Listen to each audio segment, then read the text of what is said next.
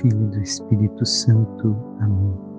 Rainha do céu, alegrai-vos, aleluia, pois o Senhor que merecestes trazer em vosso seio, aleluia, ressuscitou como disse, aleluia, rogai a Deus por nós, aleluia. Alegrai-vos e exultai, ó Virgem Maria, aleluia, porque o Senhor ressuscitou verdadeiramente, aleluia. Oremos, ó Deus, que na gloriosa ressurreição do vosso Filho, restituístes a alegria ao mundo inteiro. Pela intercessão da Virgem Maria, concedei-nos gozar a alegria da vida eterna por Cristo nosso Senhor. Amém. Caríssimo irmão e irmã, hoje meditamos a liturgia da segunda-feira, da sexta semana da Páscoa.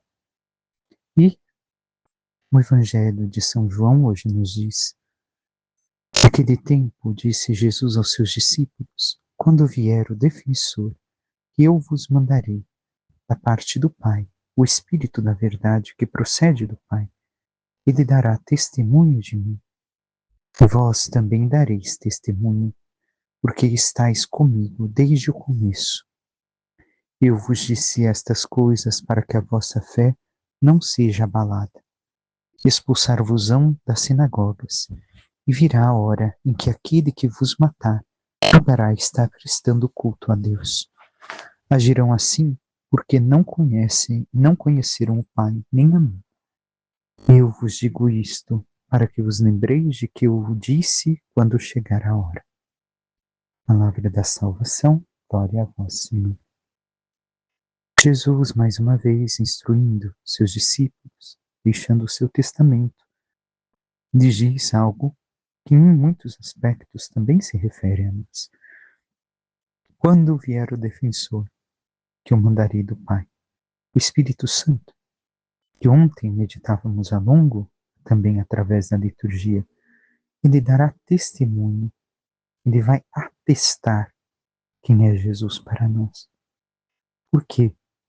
Porque nos ajudará, vivendo a vida de Jesus, nos unindo a Jesus, ao seu propósito, a seus ensinamentos, a tudo aquilo que Deus espera de nós. O que acontecerá conosco, irmão e irmã?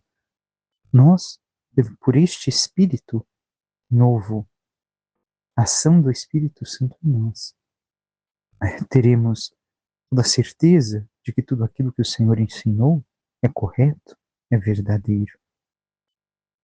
E ainda continua: e vós dareis testemunhos, porque estáis comigo desde o começo. Então, quando o Espírito Santo puder nos ajudar a agir conforme aquilo que o Senhor sempre sonhou para a humanidade, projeto de filho de Deus, de filhos do Pai, assim nós também daremos este testemunho para o mundo. E mais adiante vai dizer Jesus: expulsar-vos-ão das sinagogas, e virá a hora em que aquele que vos matar julgará estar prestando culto a Deus. Ora, assim também acontece em nossos tempos.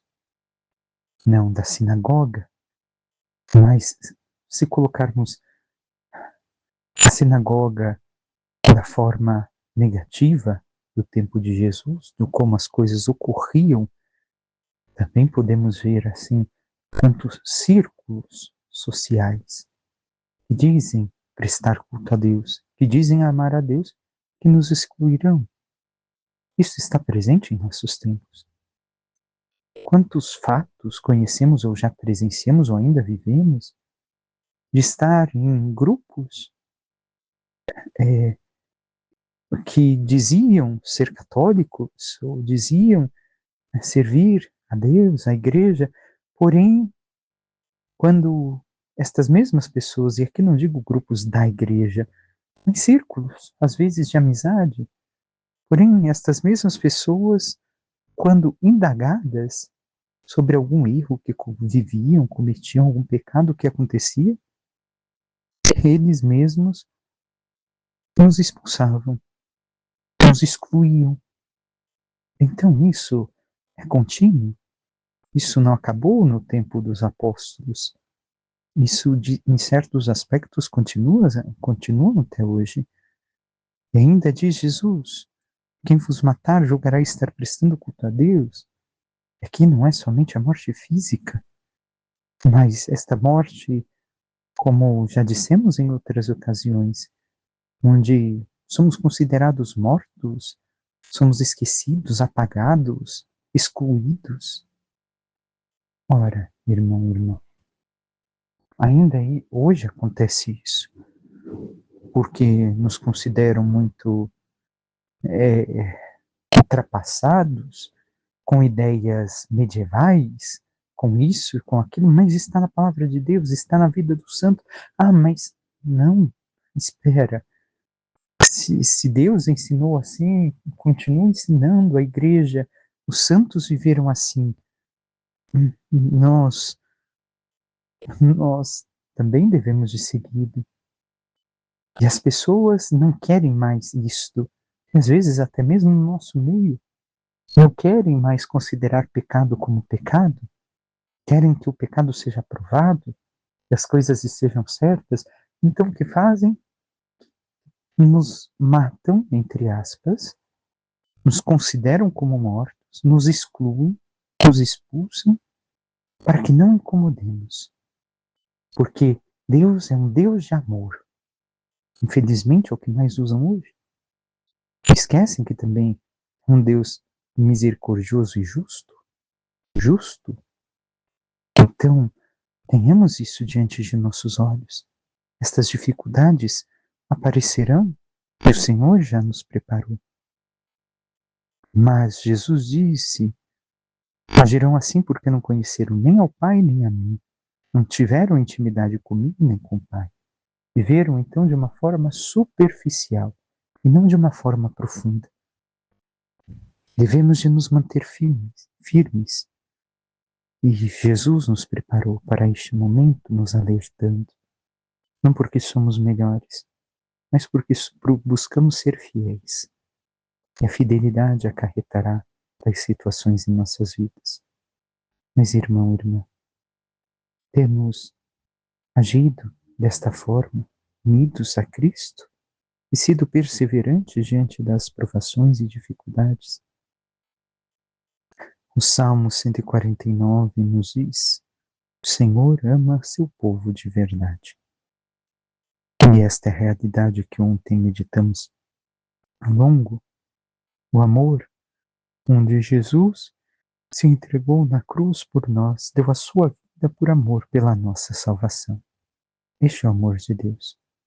O amor que quer nos salvar da destruição, do inferno.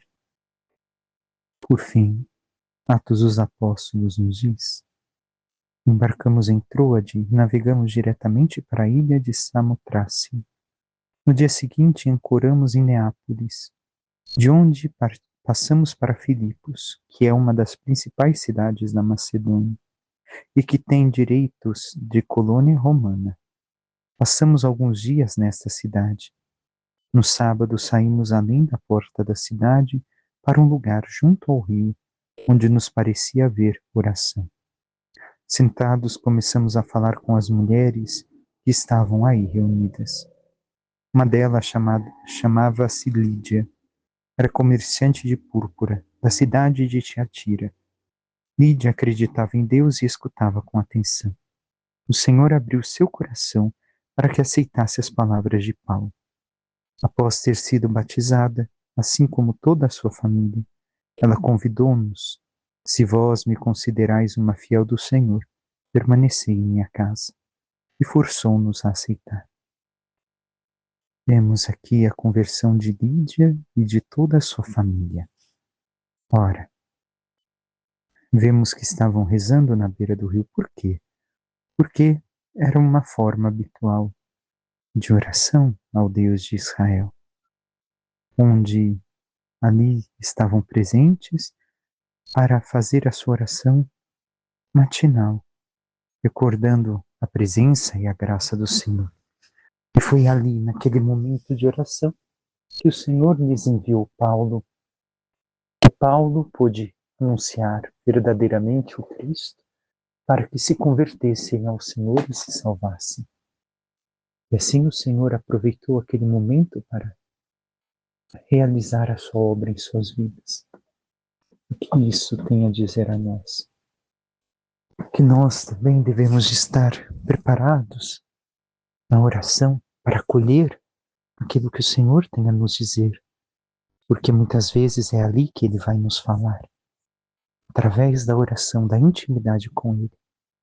Mas não somente isso, e também tenhamos sempre a coragem de realizar a missão, até mesmo com aqueles que rezam e que conhecem o Deus verdadeiro, para que possamos anunciar-lhes o Senhor, porque muitas vezes o conhecem parcialmente e não em profundidade, de forma que suas vidas sejam transformadas e se salvem. Peçamos à Santíssima Virgem Maria, nossa Mãe, que interceda por cada um de nós e nos ajude cada vez mais a abrirmos nosso coração ao Senhor e compreendermos Sua palavra, seus anúncios, seu testemunho para nós, para que assim, estando sempre preparados pelo Espírito Santo a compreender Sua vontade, a realizar a Sua obra, possamos nos converter verdadeiramente a Ele e anunciar o Seu Evangelho, mesmo diante das dificuldades que tenhamos que passar, para que assim possamos levar Seu nome ao mundo e chegar um dia à glória dos céus.